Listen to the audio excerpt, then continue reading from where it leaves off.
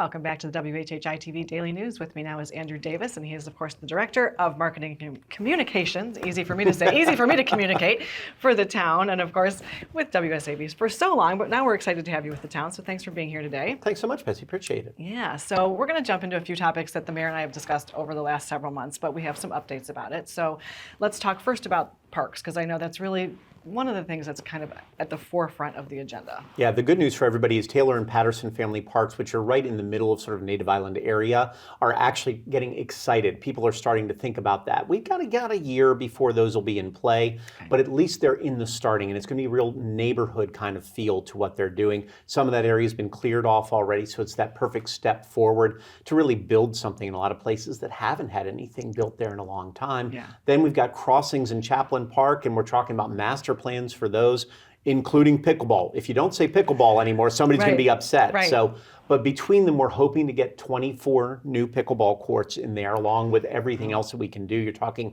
pump tracks for kids to play on, and more fields and better fields, and really improving a lot of those parks for us. And I think that's a huge step forward for us now as a town as we try to look towards keeping kids that are there and also making sure the families who live here in Hilton Head have some place to go. Yeah, and it's going to be more walkable, right, in between all of Absolutely. All of those the things. hope is to have more of a walking trail feel to it and still keep the natural feel too. We don't want this to turn into something that's going to be, concrete jungle by any means. It's going to be a beautiful Hilton Head Island natural feel to it, but with a lot more amenities that people are going to use and enjoy. Yeah, very exciting. And of course, the other topic that's just always on everybody's mind and wanting to see things move forward is that of workforce housing. So where do we stand with that? Well, we are stepping slowly forward with this. The North Point project, we hope to have a full partner when it comes to the monetary side in the next couple months and have a big announcement coming out there.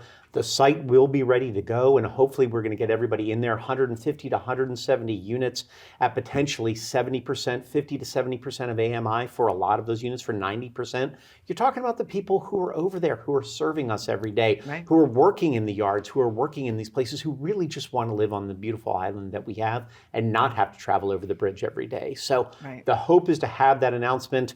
I'd like to tell you exactly when. I can't do that because I'll get in trouble. But probably March, April, look in that range. And I think we're going to have a partner in there and hopefully ready to go, which means groundbreaking and starting that process. Yeah. So, I mean, it really is much closer than it has been. Oh, absolutely. And public-private partnership is going to be the key. Thank you to all those private entities, too, like the Richardson Group and Sea Pines, who have stepped up and already built theirs, which we're going to need more of. But to have this public-private partnership, first of its kind in our area, is how we're going to have to do this to make this work on Hilton Head and keep it matching everything else that we love in the island. Sure. Yep, exactly. So we've got about a minute and a half left, but it wouldn't be an interview if I didn't touch on the bridge. Where are we with that?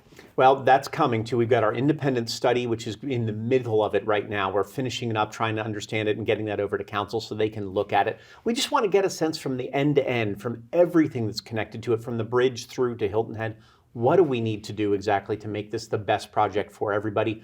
Unfortunately, we can't make everybody happy. We'd love to, because somebody's going to be upset no matter what you do, but we're trying to make it as environmentally safe as possible and also protect the Native Island community. We've met with some of them. We're trying to get on the same page, and so far they've been very responsive, which is wonderful. They understand this is a project that's needed, and we promise to try to make as little impact as possible to these communities who've been impacted so much in the past. So we believe we're on the right track.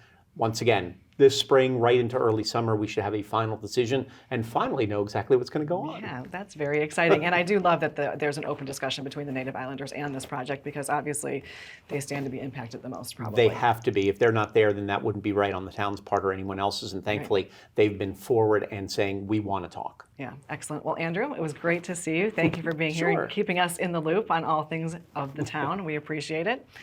And we will be back in a moment, so stay with us.